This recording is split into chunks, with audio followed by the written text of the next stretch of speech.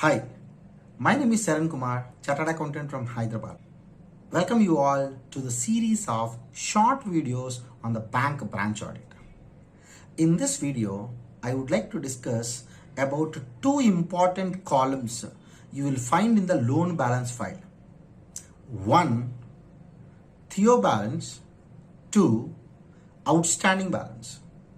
Let us first try to understand what is the Theo balance and what is the actual outstanding balance. Theo balance is nothing but a theoretical balance, means ideal balance. For a loan account, system calculates as on the date what must be the balance ideally.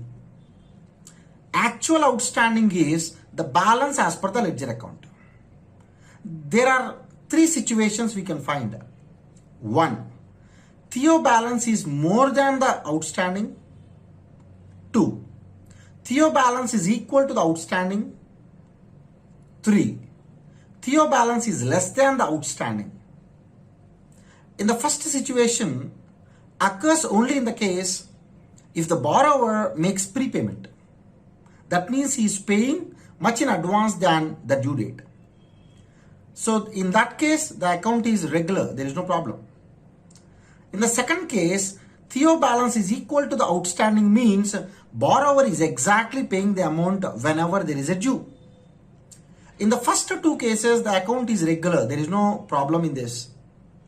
But in the third case, where theoretical balance is less than the outstanding balance, then that account is irregular. As an auditor, we must identify how much is the irregular amount. That is very simple, outstanding minus the theoretical balance. But can I simply say that just because outstanding, I can classify this as an NPA? No. As per the prudential norms, the overdue must be more than 90 days. Means, in the term loan case, it must be more than 3 EMIs. So what I'll be doing now, I will take the difference between actual outstanding and theoretical balance. I'll divide with EMI.